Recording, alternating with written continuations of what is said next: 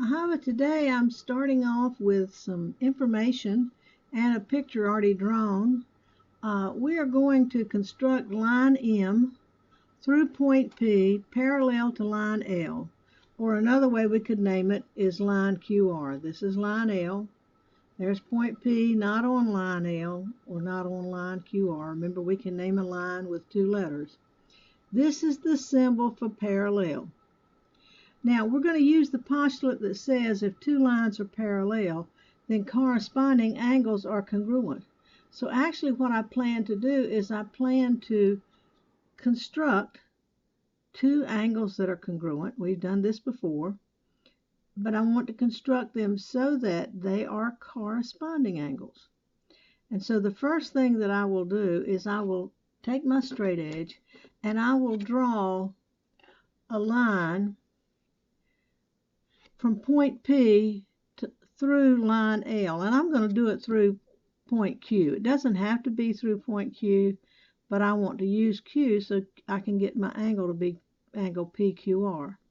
So when I draw this line, this will later be my transversal. I could actually label this line. I could call it line N. But so I have drawn a transversal. Well, actually right now I've just drawn a line that intersects through points P and Q because we know 2 points determine a line. Now at this point I want to measure some angles. And we know that all measurements are done with our compass. So I'm going to take my compass point and I'm going to put it at point Q. And I want to cut an arc with my pencil to measure this angle. Let me see, I have to get my hands in here. I'm sorry that blocks your view sometimes. I had to get my hand in there so I can draw this arc. So this arc would help me to measure angle PQR. At the same measurement, I'm going to move my compass point to P and I'm going to draw another arc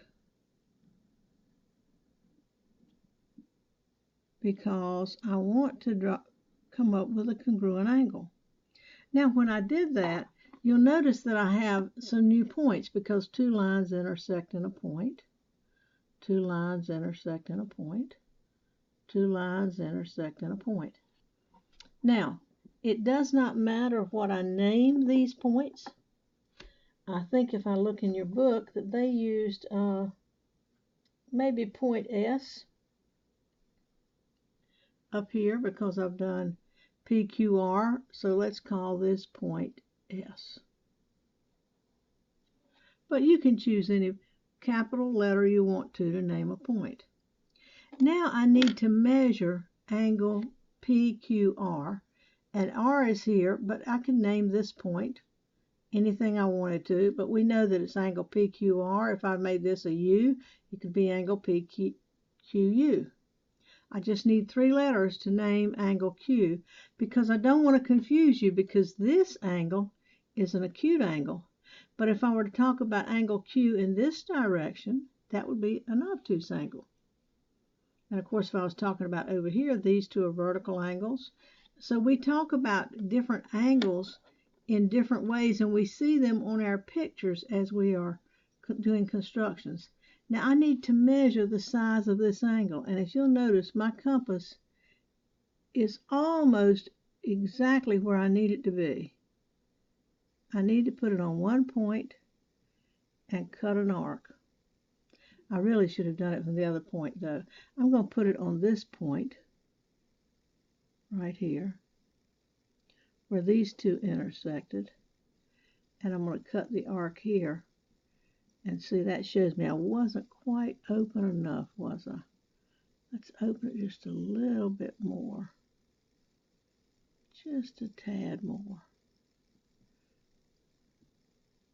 I'm trying to do it without moving it off of P. But I think I'm getting smaller instead of larger. I do better with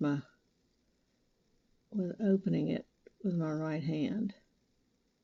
Now that appears to be right on the arc. So you can see I was just a little bit off with my mark.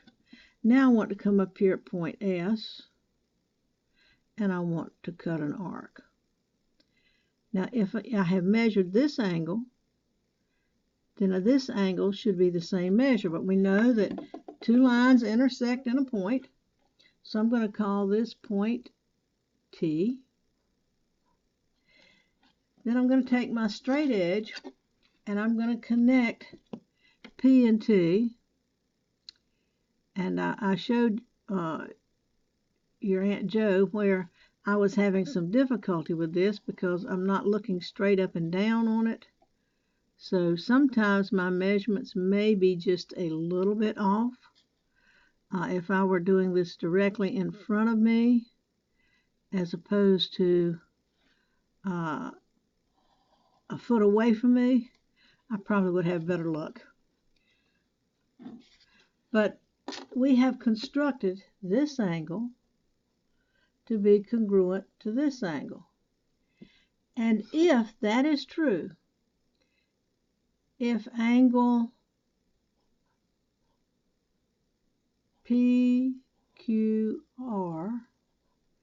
is congruent to angle SPT, then that tells me that this new line that I've just drawn, let's call it, we've got line L, line N, let's call this line M, because I wanted to construct line M through P.